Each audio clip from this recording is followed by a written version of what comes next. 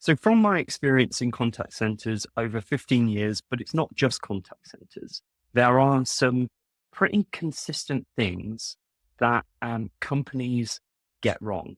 They're making mistakes every single day in the way that they manage performance and effectiveness and efficiency in their business.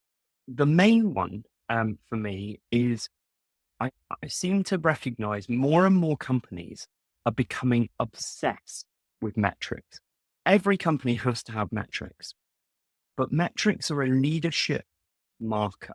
It's a management marker. Leaders need metrics to see where they are going wrong, what they're doing right.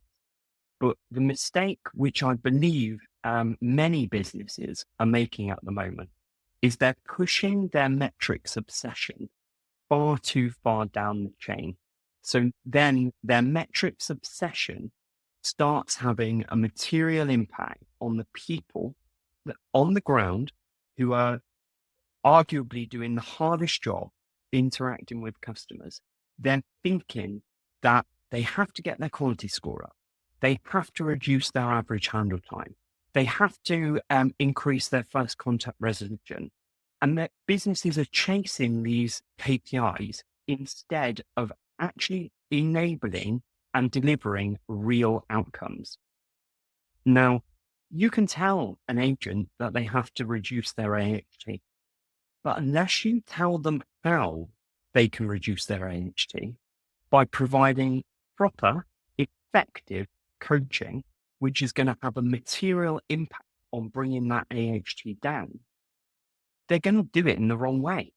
If they don't understand the mechanisms that they have to put in place in order to deliver what you've asked them to do, which is to reduce their AHT, all they're going to do is do it in the wrong places, because they're going to essentially make knee-jerk reactions rather than focusing on what the true outcome is.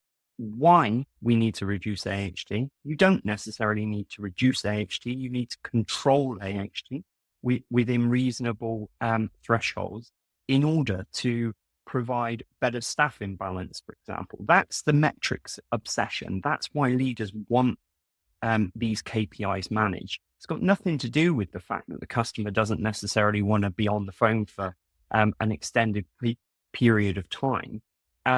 It's to ensure that staffing profiles get fixed and more predictable, because obviously AHT variants will cause disruption in that setting, and it will make service levels much more difficult to predict.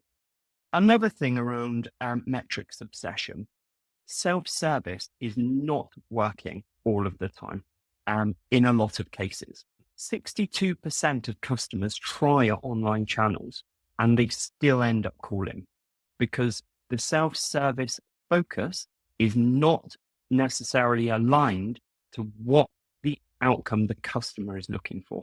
What we often find here is these aren't really self-service options to improve the customer outcome. It's more contact deflection. They're just trying, businesses nowadays are trying to stop those contacts coming in altogether, but they're not truly understanding why customers want to make contact in the first place. Are these self-service channels built properly so that they cater for all of the customers that are trying to use the service? Because if they're not, then you might have to start asking customers a little bit more around what drove them to call in the first place. Is there a mechanism to improve that self-service option?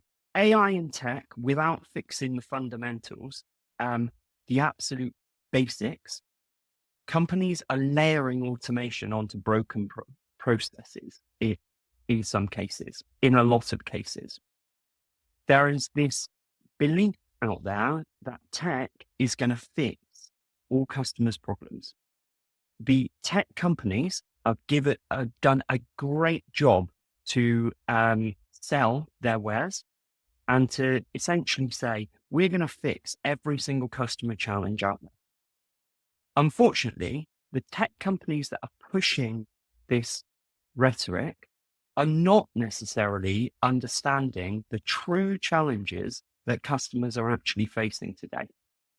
I know that there are many, many companies out there, many big brands are thinking, well, these tech companies have invested billions of pounds, billions of dollars into this tech. They can't be wrong. And many of these companies are looking for quick fixes to essentially address many of the challenges that their own customers are talking about. But because they don't know how to fix their problems, they're invariably moving towards the tech solution. And what I'm finding is leadership gaps, managers tracking performance instead of enabling it. If the leader does not know what action their staff members need to take in order to gravitate to more successful outcomes, moving the dial to more successful outcomes, a lot of the time, it's all too easy to default to metrics. By doing that, they think that they're passing the responsibility down to the employee to take ownership and responsibility for their own performance, which can be said. You do want people to take ownership and responsibility for their own performance. But unfortunately, it comes back down to what I said right at the beginning. If the employee does not know how to deliver that metric improvement with tangible actionable items, they are going to fail. All too often, I see countless performance reviews, and let's just take any contact center, right? And you map out all of their performance over the course of a 12, 13-month period. Let's take AHT as an example. And you put a trend line against all of those monthly AHT markers. I can almost guarantee that performance will be flatlined. It won't go up, it won't go down. There will be blips, clearly, of where you have some months where you have higher and lower performance than others.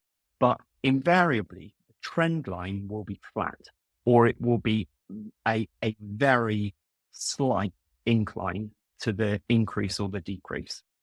Now, considering all of that performance that we will be able to see over that period, and all of the coaching that is supposedly happening within those companies, why isn't it moving the dial?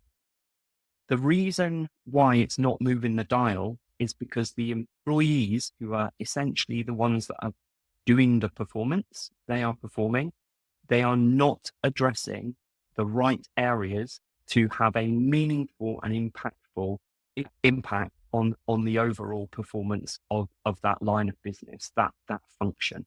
And that is a harsh reality. And if there are companies out there that can see flatlined performance, little to no improvement on anything, you have to ask yourself, is that coaching effective? Are you focusing on the right things?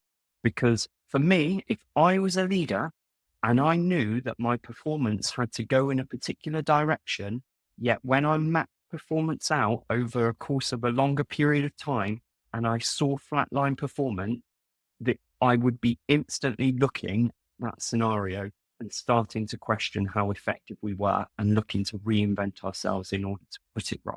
So my call out here is AI isn't necessarily the problem. Bad implementation is the problem. It should be helping agents, not making life harder for them or replacing them outright. Essentially, every business is going to require still some degree of human interaction, at least over the next 10 to 15 years. Because let's be honest, AI is very much in its infancy still, and companies are still layering technology solutions on top of broken processes in the first place, which is only compounding their issues, not making it better.